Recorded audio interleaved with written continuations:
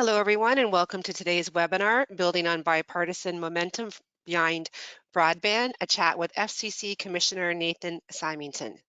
Before we get started, I'd like to go over a few items so you know how to participate in today's event. You have joined the presentation using your computer speaker system by default. If you prefer to join over the telephone, just select telephone in the audio pane and the dial-in information will be displayed.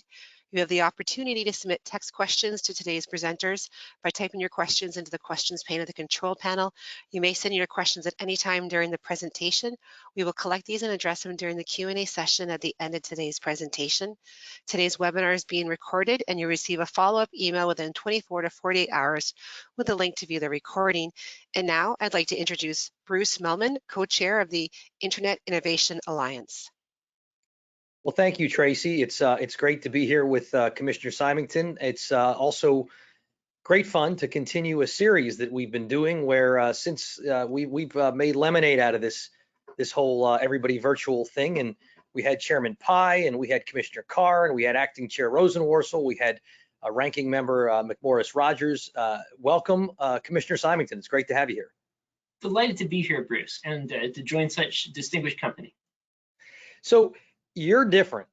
I feel like I've gotten to know over 2-3 decades tons of FCC commissioners, and they have such similar paths. They're usually Hill staffers, they're telecom warriors in Washington for a long time. They've been part of trade associations, see them at FCBA events. You're a real outsider, and I don't know if even the virtual background, which I know is a screen behind you, but it's not. It's not the power play. It's not the Capitol. It's not the White House. It's it's what looks like an academic institution. And I'd love to understand a little bit more, and I think others would as well. How'd you get here? Good question, Bruce. Particularly because as you say, there's been a certain homogenization of backgrounds that's taken place. I would say fairly recently, really, on the FCC. If you look back a little further, then you can find all sorts of interesting backgrounds. Recently, of course, we had a prominent commissioner and acting chair who'd been at a state PUC. We've had bankers, we've had people from business backgrounds or from primarily other areas of law than the telecom bar. If you go back far enough, you can even find an admiral or two. And shipborne radio, after all, I think that was the first legal radio mandate in the United States before we even had an FCC. So I guess I would say that as far as diversity of backgrounds, I think it's great to have more diverse backgrounds rather than fewer. Also, there are institutional incentives that push towards getting people coming specifically from the Hill, because it's a way to get a great background in telecom policy without having any conflicts. And as soon as you're in that position, then you're one of the few people who has the breadth of knowledge that's needed to serve on a commission that covers such a broad range of the economy and such a diversity of concerns. I personally got here by working at the NTIA, where I was in the front office during the prior administration. And then before that, speaking of no conflicts, I was in the cell phone industry, but not actually with a company that itself owned spectrum. So I narrowly avoided the conflicts question while still being able to be close enough to the industry to have some understanding of it, I think. So, most recently, prior to the NTIA, I was at a company called Brightstar Corporation. Brightstar was, at the time, a majority-owned subsidiary of Sprint. Of SoftBank, along with Sprint, and was providing a lot of services to Sprint, and was also providing a lot of services internationally in the cell phone area. And so, in order to work on the product that I was brought in to work on, pricing essentially options and swaps related to devices, which is sort of an interesting area. We'll have to get into it sometime. But in order to do this, I had to be looking at regulatory frameworks all over the world and doing business intelligence things relating to what device pricing was likely to look at in several years when auctions were able to be called.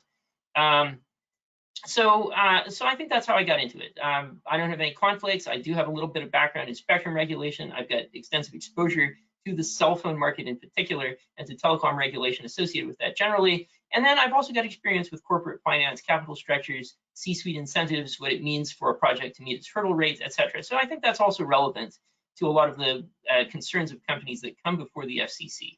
At the end of the day, a lot of what we do in the regulatory world is making deals more or less viable, and being able to understand that is I think, helpful. You're hired. All right, so great background.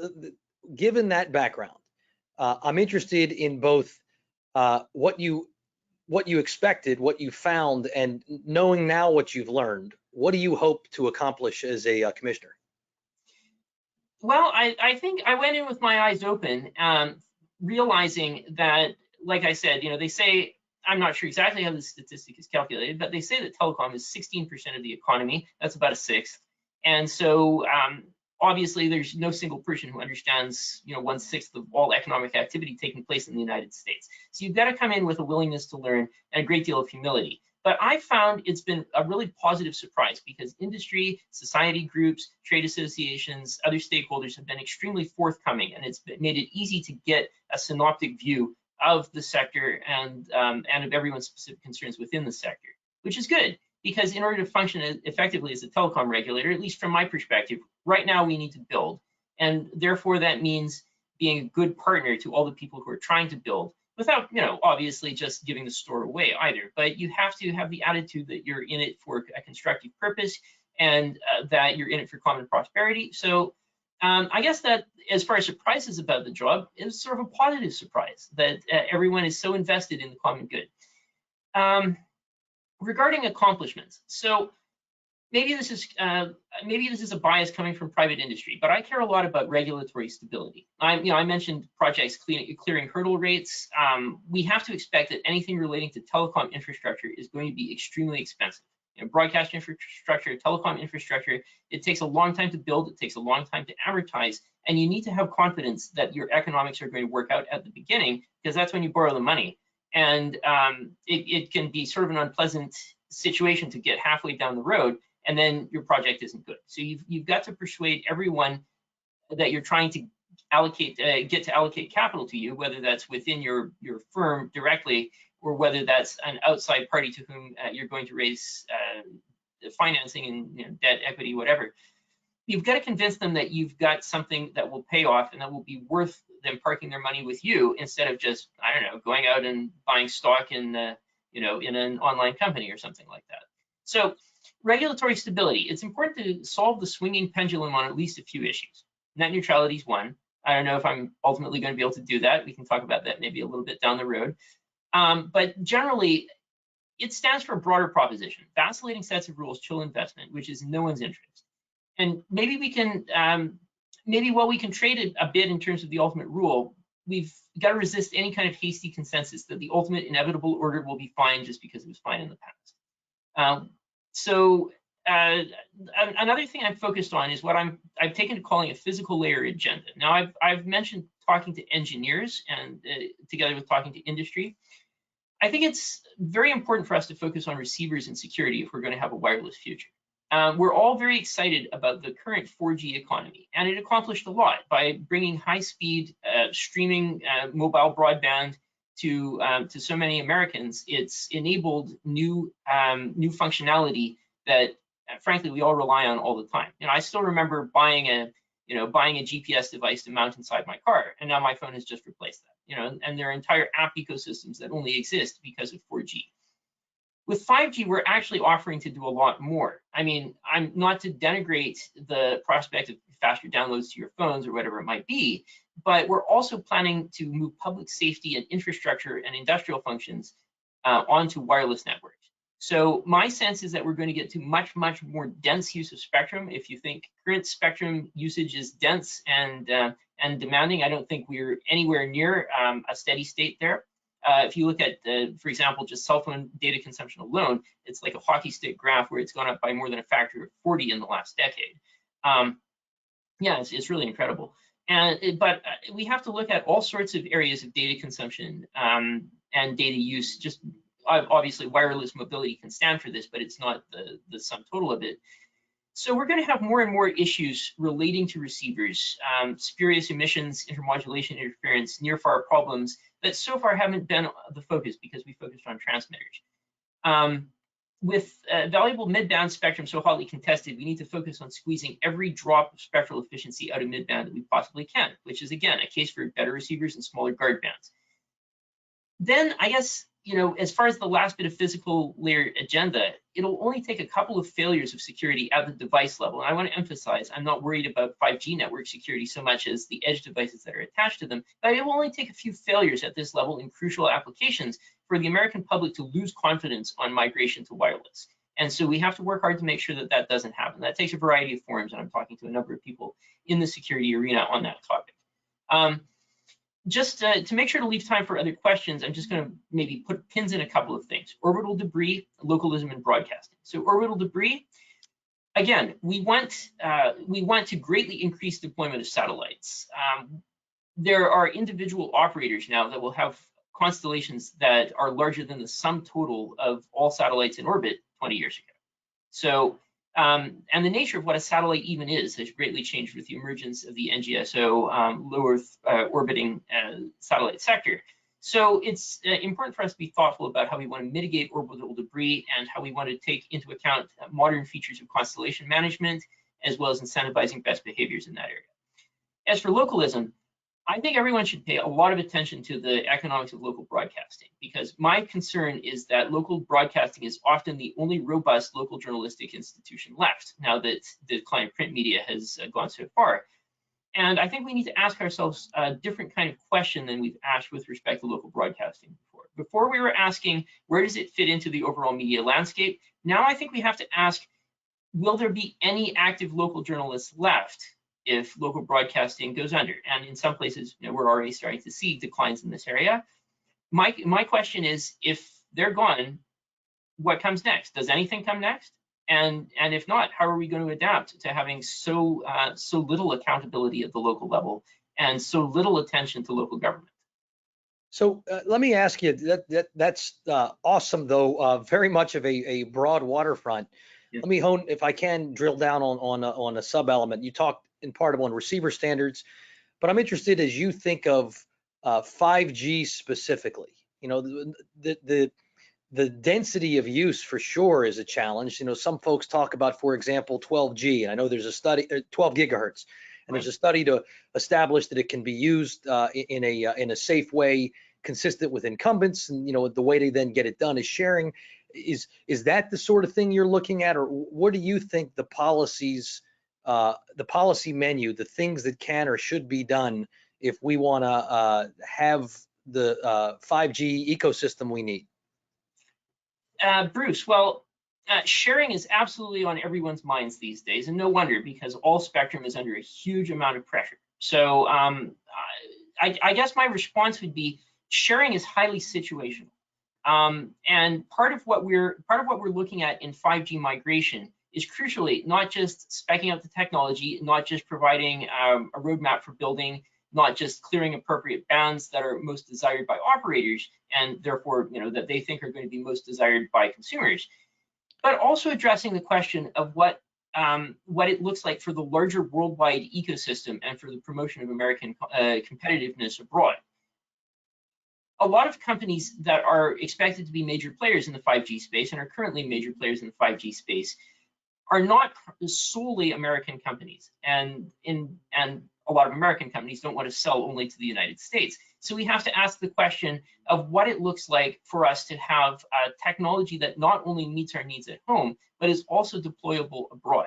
And so that's one reason I'm a little bearish on the question of pervasive spectrum sharing in 5G.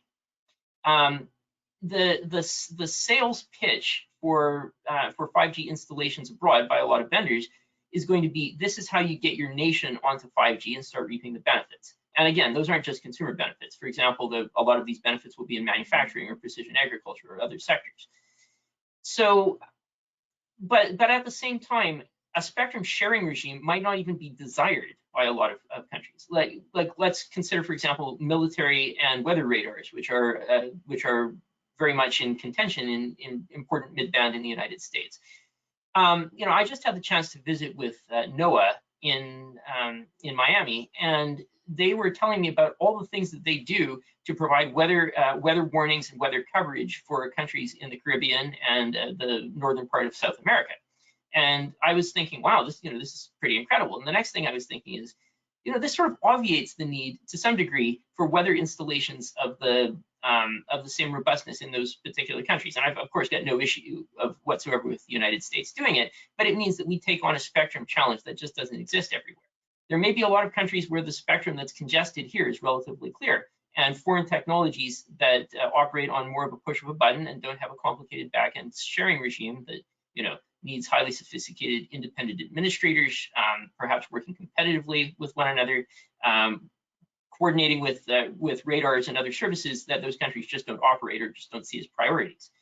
So our situation is a little different, but we have to make sure that whatever solution we come to continues to promote our own international leadership. And I think, go ahead. I was just on that very point. One thing I wondered was, I think of things like the Europeans were looking at the GSM, and we came up with CDMA, and the world followed our leadership. I wonder whether on sharing or other technologies, you make a great point that some of our unique situational burdens and legacy, we provide the world's defense. We help so much of the free world follow the weather, but also we often innovate stuff and everybody kind of conforms because we're so creative, and a lot of that comes down to the climate for investment. And I wonder, how much do you think we need to make sure we're able to set up a situation where the rest of the world is, we're able to sell the same thing everywhere, and how much, if we lead, they will follow? Again, that's a great question. It really touches on the question of critical path and path dependency on this issue. So Bruce, my own take on it is that increased spectrum sharing is inevitable down the road. We're now getting into a model where spectrum sharing is much more viable. We've got obviously greater computational resources than ever before, which is a critical part of it. We're also seeing advances in radio technology, and I think the evolution towards software-defined radios, where the processing is done, so to speak, on the radio instead of at the filtration level, will lead to more viable spectrum sharing models, and perhaps to routine frequency hopping to a degree that would be untenable with current equipment. So I don't want to foreclose those possibilities or to set up regulatory structures. Not that I can do that unilaterally, but or contribute to setting up regulatory structures that inhibit those developments. And you're right, the world is going to look to us for leadership on this, and we don't want 5G to just be a retread of 4G. We want to try and push things forward. I guess and that's why I'm saying it's highly situational, because I think there are some services where sharing is definitely the model that we're going to have to deal with going forward. We have some services that reside where they do, just because we needed dedicated frequencies for them back in the 1960s when we were pioneering those services. And now that technology's moved on and maybe we don't need dedicated frequencies, we could perhaps have multiple frequencies running on the same thing. One thing the Commission is looking at, for example, there's a system, AIS, that's used for ships at sea. And there are several questions relating to it. Should we allow fishing equipment caches to be marked using AIS? And then related, should we perhaps take fishing equipment caches and instead of marking them on AIS, use a frequency that's more used for railroad coordination on land and is a very, very close band, and use that instead for marking equipment caches, so that we don't risk giving false positives when ship captains are trying to determine if there's a collision risk. So I can see all sorts of use cases, and this is just one, where increased flexibility in spectral and frequency use would definitely be something where American technological evolution and creativity should continue to take a prominent role.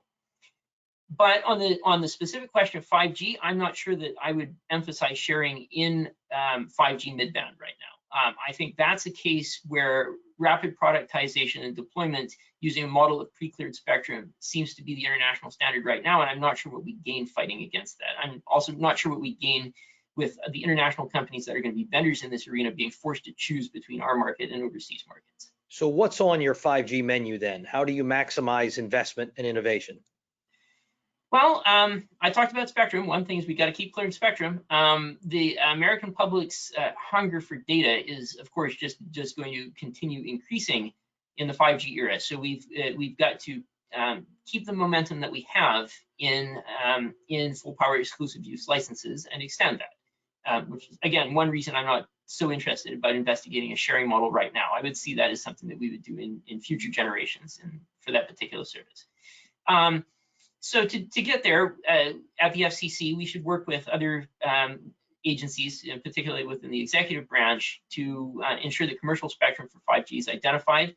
Once it's identified, that it should be quickly cleared, and we should figure out how to coordinate effectively among all the services. We should also have a stronger sense of when there are hard physical limits on clearing a service, and when it's just a matter of surpassing an installed base, and have a clearer understanding of what the timelines are in cases where there's a critical installed base that can't just be turned off overnight.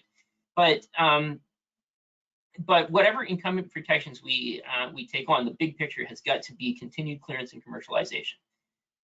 I would actually like to extend that lesson even a little bit beyond 5G, Bruce, and constantly just take the approach of going out there, asking questions, talking to people, and trying to get a sense of what's coming down the road. So, for example, one issue where this has come up for me is talking to companies in the automotive sector. And it's clear that the roads, as it were, it's a greater vehicular autonomy, needs 5G, absolutely, but it also needs other roadside infrastructure, new backhaul capacity, and maybe increased stable access to certain millimeter wave bands. None of that really sits comfortably in any conventional regulatory silos or hill controversies. But I think all of that's key to reaching the goal. As far as getting to greater investment in 5G, I think what we've seen is an immense appetite for investment on the part of companies that are looking to effectuate the 5G transition. Obviously, that was a focus in Washington during the prior FCC administration of the FCC trying to do everything that it could to enable the construction of additional 5G infrastructure in addition to spectrum clearance. So I think the companies have shown up and said, we want to invest, we want a secure environment in which to invest, just don't kick the stool out from under us. So I think the best thing we can do is just let them know that we're going to be good partners and keep engaging with all parties going forward to anticipate future problems. And then if we do that, I think the companies will take care of it themselves and deliver the same kind of build out in terms of quality and penetration, stability that we enjoyed during 4G and saw us take international leadership there. So here's a question, very much born of the fact, first of all, that we're doing this from our respective offices virtually to a virtual audience, and the pandemic, changed a whole lot of how we work, live, play, and learn. Look at 3G, look at 4G, and almost all telecom, and kind of logically so, has followed a deployment pattern where it starts expensive. People who can afford it get it first, more likely business cases, and then it diffuses. But one of the things we've seen over the last 18 months is there persists a digital divide that is both affordability and regional, locational, rural folks, so availability, and the many years to kind of work its way through the system suddenly has a bigger challenge than it had before. I'm interested in your observations on the digital divide, especially as it relates to schools, and what you think the policy prescriptions are, so that the 5G rollout isn't still a decade away from folks who arguably need it at least as much as you and I do. Yeah, absolutely. And you'll note that the dynamic about how we talk about this has changed quite a bit, because we're talking about people now who need this. Whereas, I don't know, I don't think in the 1980s anyone felt that anyone needed a cell phone, because we had other things that served those social roles. We had payphones. I actually saw one the other day. It was charming. So, we had payphones. Certain people had pagers if their jobs really required them. As time goes on, the luxuries become necessities, and former necessities may just pass out of view. And I personally haven't had a landline telephone for a few years, so there you go. And so the whole concept of a digital divide is only coherent if there's already a high level of digital adoption. If only 10% of the population was using broadband internet, we wouldn't talk of a digital divide in the same way, although we might talk about an online gap, or who knows what rhetoric would have evolved under those circumstances. But if you look at broadband adoption statistics, they're pretty impressive. They're pretty impressive not because we're trying to cover a continent here. All of the United Kingdom is about the size of Louisiana.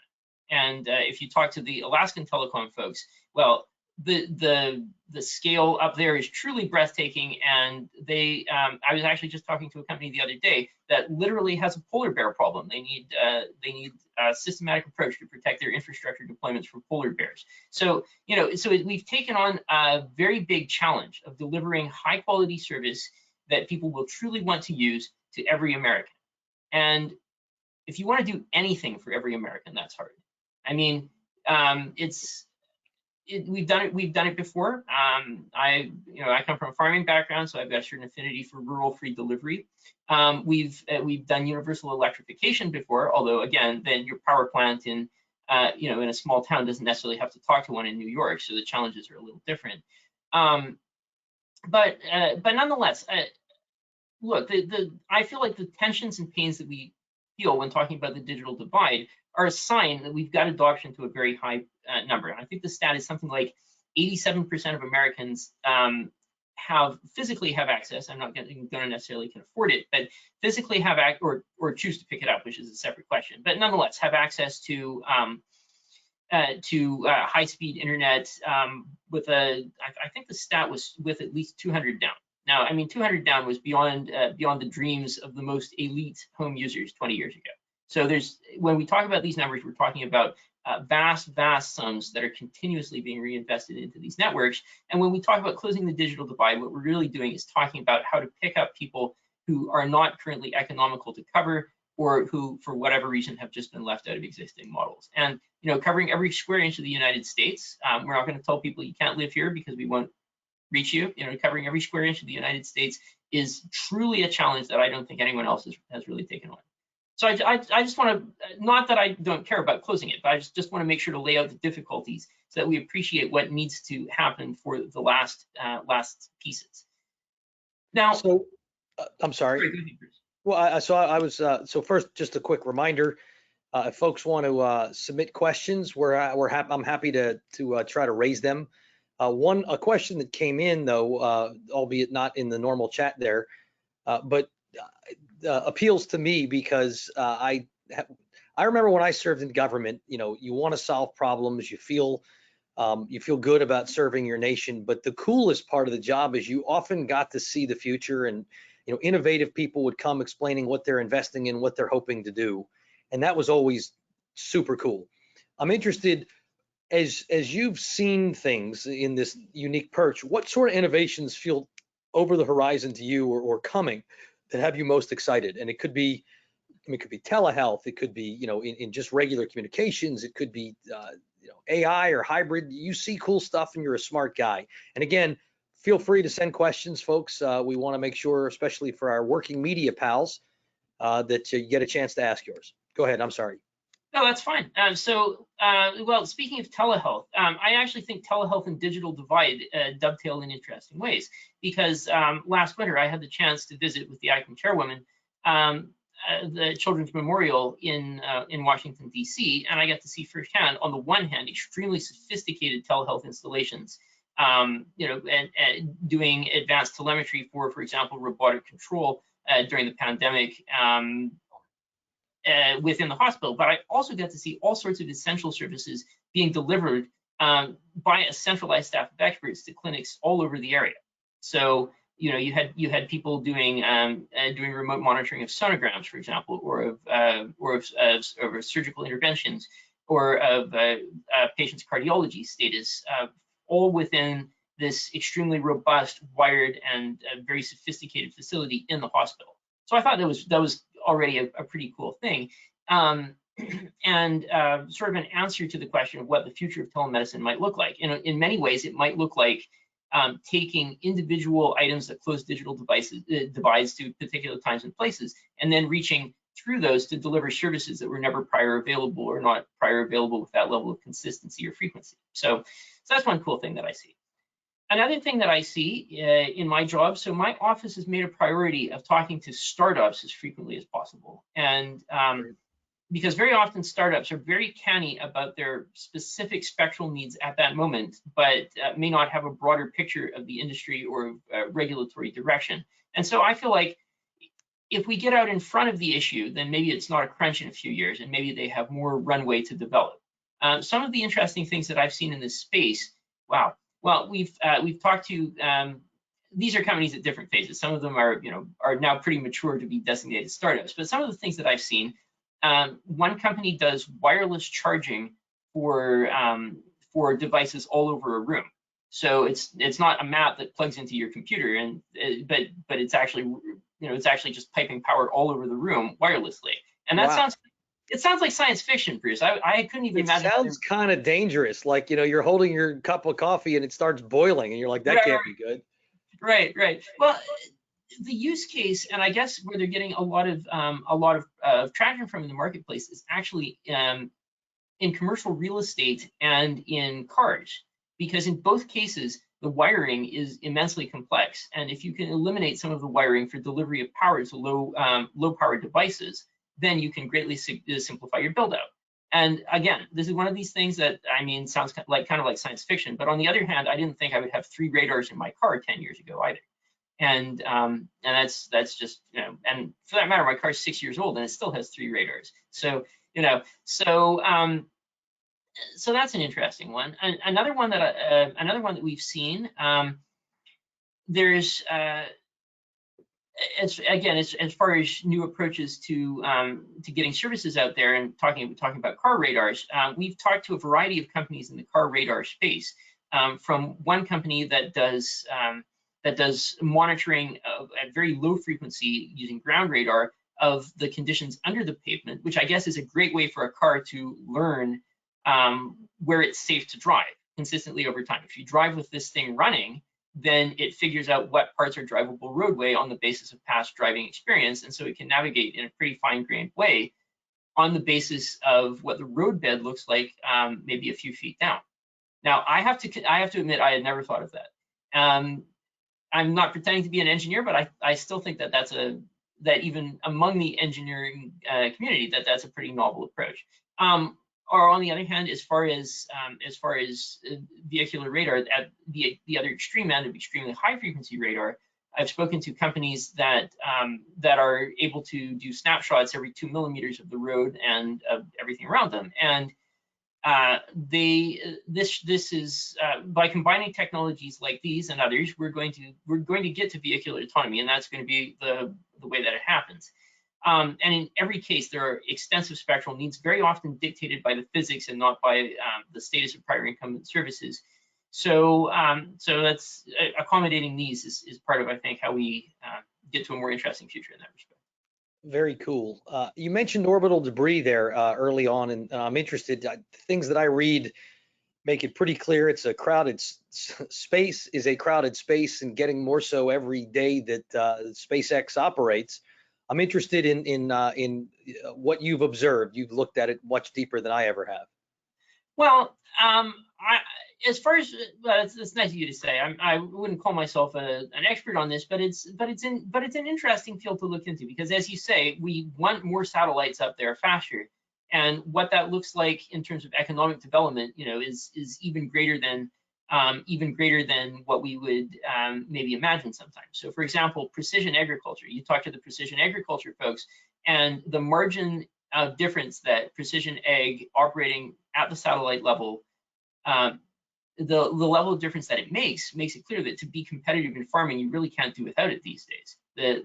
When you're operating on relatively thin margins, the difference in yield is the difference between a successful year and a failure. And again, that's one reason we're seeing so much interest in precision ag from foreign countries as well.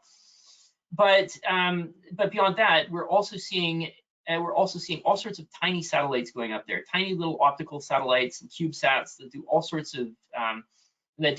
of visual observation things that have business applications. And it's clear that it's going to get much more crowded, not less. In fact, we probably can't even imagine how much more crowded it's going to be 10 years down the road than it is currently. But it's not all bad news about things getting crowded, because the other side of it is that we're also greatly increasing our monitoring capabilities and our response and timing capabilities. So the turnaround time on directing a satellite or satellite constellation is down about 2 orders of magnitude from where it was the last time the specs were set. So likewise, constellation management, it's the difference, Bruce, between, I'm going to shamelessly steal a metaphor here, but it's the difference between marching band being able to to file a bunch of rows through one another in parallel in coordinated fashion, and then fans just running out onto the field and all crashing into each other. If you can do a lot with coordination of your constellations. And so even understanding what constitutes effective and ineffective constellation coordination, getting to standards for this, getting to standards for coordination among enterprises is going to be something that's highly relevant for the future and for making space safer, even though it's more crowded. Are you a marching band veteran? I'm not. I played the violin, so there's not much. Yeah, not a lot of marching violins. All right, I got a question in from Fierce Telecom's Diana Govertz, which can you talk about broadband policy? It would be great to get an update on mapping, RDOF2, and the perception of using wireless satellite versus fiber in connecting rural is what her question is. Yeah, absolutely. So let's start with satellite versus fiber, because I think that's a fundamental issue that was a dispute all throughout the negotiation of the broadband bill. Just the availability of extensive satellite coverage really changes the question about who is unserved, because from a certain point of view, you could say that now everyone is facially served, and on the other hand, you could say that the satellite services that are up there do not are still proclaim themselves to be in beta, and there's an open question over how effective they'll be deployed at scale and operating to cover a large volume of the national population. I mean, although I'll note that since we're talking about satellites, Starlink, for example, says that they see about 3% of the U.S. population as their market, and they're explicitly reaching out for people who are at the farthest end of the connection chain. No doubt there'll be others who are interested, but that's who they talk about targeting. The question of building out fiber to every American can be looked at in a variety of ways. You could look at it as being analogous to rural electrification. We're just not going to have any second-class citizens on the internet. Every American is going to have access to high-quality, robust fiber that will last for 30+ years, that will be upgradable. As opposed, and here I'm stating the pro-fiber case as affirmatively and positively as possible, as opposed to untested satellite technologies that are still in the earliest phases of commercial deployment, et cetera, et cetera. There's another way to look at it, and that's to say that there's a risk of making a decision based on current technological realities that are not guaranteed to obtain into the future. And I would note that if we had specified which communications media to use, there was also a case for nationwide broadband in 1996, 1997. And at that time, if we'd mandated universal DSL, well, we'd sort of never know what we'd missed out on. So obviously, fiber is a very robust technology and has many very attractive features. I'm going to go out on a limb and say that there are some users who are not particularly interested in fiber. That might be people who are, for example, device-only users and who don't want a home broadband connection. That's about 20% of the national population, although the question of want is sort of up in the air. But there are about 20% of all broadband users who are device-only. And obviously, to a person who's device-only, the only use that fiber would have would be to provide a hotspot. And if you're spending your entire day out and about working, what matters to you is having adequate wireless coverage in your area. Likewise, if you operate some sort of a decentralized installation or business, for example, a ranch or a dairy operation, then most likely fiber to your farmhouse is less of a priority than being able to connect your entire facility. So I think we can push back on fiber to the home universally, at least in noting that there are edge cases and adoption issues there, and that some degree of wireless is going to have to be part of the broadband future. As far as how this plays out specifically with respect to satellite, that's a tougher question and has in part to do with what the evolution of this sector as it goes more and more commercial over the next few years looks like. As on the mapping question, I'm not sure that I have any special insights to offer there. Mapping is really fraught and it's really technical, and there isn't currently a meeting item pending on it. So although I'm obviously out and asking questions about the state of play for mapping, it's a very tough question to get right, and I'm not sure that anyone in the federal government has ever gotten it 100% right so far. All right, you're being wonderfully generous with your time. I promised I'm going to let you go at 2:45, so we've got 4 minutes. Ahmad with Broadband Breakfast asks one that we think a lot about at the Internet Innovation Alliance in terms of modernizing Universal Service Fund. How important is that, and what's the path? It's absolutely vital, Bruce. The Universal Service Fund is obviously it's a baseline assumption in telecom policy that the programs are going to be there. At this point, there's so much reliance on the USF programs that it's hard to imagine what the world looks like with them called into question. At minimum, it would be immensely disruptive and would probably necessitate some kind of replacement program. So rather than ripping it out and redoing it wholesale, we have to talk about the question of funding reform. Now, obviously, one constituency for funding reform is the person who gets a big surcharge on their bill every month and says, why in blazes am I getting this surcharge? Where does it go? Am I benefiting from it in any way? Another constituency for reform, obviously, are commercial, large-scale users of telecom services. And these folks find it very difficult to even plan ahead what their spend is going to look like because they don't know quarter to quarter. So there's a lot of disruption because of the generally high level of the contribution factor and how this plays out. Now, as far as pathways to reform, obviously, there are a number that have been mooted. I feel like this is an issue that is currently in front of Congress, at least implicitly, so I don't want to get too much out in front of it because I'm not in the business of telling Congress what to do. But I guess I will note that that one approach would simply be to put to say that broadband is essentially the equivalent of telephone service back in the day, and therefore we're going to put it on everyone's broadband bill instead of on the relatively small installed base of phone lines subject to USF. That would certainly be one approach. It would smooth things out somewhat. It would, it would presumably broaden the base very substantially. I think that leaves a question on the table, though, and it's a question that's been raised by both sides of the aisle. Obviously, with universal service, a pillar of it was always that there would be differential payment. If you look at your old, AT&T bills, it was there was always a pretty explicit subsidy from, and here I'm talking about pre-breakup AT&T. There was an explicit subsidy from the business users to the home users, and there was also, an explicit subsidy in favor of the rural users from the urban users. And if you look at it in from that perspective, we would ask then, who are really the business users? I mean, obviously, you could say, fine, those are businesses that have a broadband subscription just the same as businesses that had telephone lines back in the day. And I don't think that would be wrong. But we might also say that there are companies that have built their model on there being universal broadband and have been the beneficiaries of the build out without having to do much to contribute to it. And like I said, that's something that has been raised on both sides of the aisle, notably by Commissioner Carr in his famous Newsweek piece, but also by many people in the Democratic Party. So I don't want to prejudge where this is going to come out politically. Ultimately, there's a political element in the decision, but whatever we decide, we have to do it soon, and the industry has to, I think, come together to accept that there's a new normal. Awesome. I'm going to ask you a final question. Just got in under the wire. Maxim Tamarov from Tech Target. What do you think the timeline for getting to about 95% high-speed coverage is? What are the physical political challenges?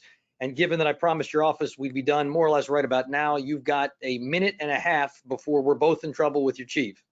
Oh, okay. Well, so no problem. This is a very easy question. So no. So 95%. Okay. So if we ballpark the American population at say 330 million, then 10% of that is 33 million, and 5% of that is 16.5 million, right? So there are some people who would say it's unacceptable to leave even one American unconnected. Never mind 16.5 million. But it's in a country this big. If it's 1 million to 1, it happens 300 times a day, right? So, so in terms of what I see the timeline, it's partly how you define connection. I mean, we're already at that number by a certain definition of connected, and so it really becomes a debate over what's an acceptable level of connected going forward, and when we're going to reach that number. So if we were to say to get the majority of the population at least 100 down, Well, we're currently at, like I said, about 87, 88%.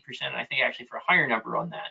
So, so I think that that's realistic to achieve in the next few years as we build out more. But when we also talk about the people who are connected, we also have to look at people who just don't want to be connected or who just find it unaffordable to be connected. And I think that could actually be what moves the needle on this one. A lot of the ISPs are putting a new focus on low income programs. I think partly because of their experience with EBB, and they're thinking, what does it look like steady state to keep people who have experienced EBB or to otherwise acquire customers and develop long-standing relationships when they just cannot get over that initial hump. So that, from my perspective, might be what ultimately moves the needle the last little bit of the way, is voluntary industry action on this front that increases accessibility. Commissioner Nathan Simington, every time I spend time with you, I feel smarter for it, and I'm grateful for your time. Thanks for making time for us today. You've got a real job to go back to, so we appreciate it. Bruce, it's been a delight, and I love making people feel smart because, you know, it's by contrast with me, right? So they're like, oh, okay, I wasn't feeling too good about myself, but now, anyways, Bruce, it's been a huge pleasure, and thank you so much. It's really looking forward to talking again soon. Fabulous. Tracy, back to you. Thank you, Bruce, and thank you, Commissioner. We'd like to thank everyone for attending today's webinar, Building on Bipartisan Momentum Beyond Broadband, a chat with FCC Commissioner Nathan Simington. And on behalf of the Internet Innovation Alliance and our presenters today, thanks for joining us and have a great rest of your day. Thanks. Bye all.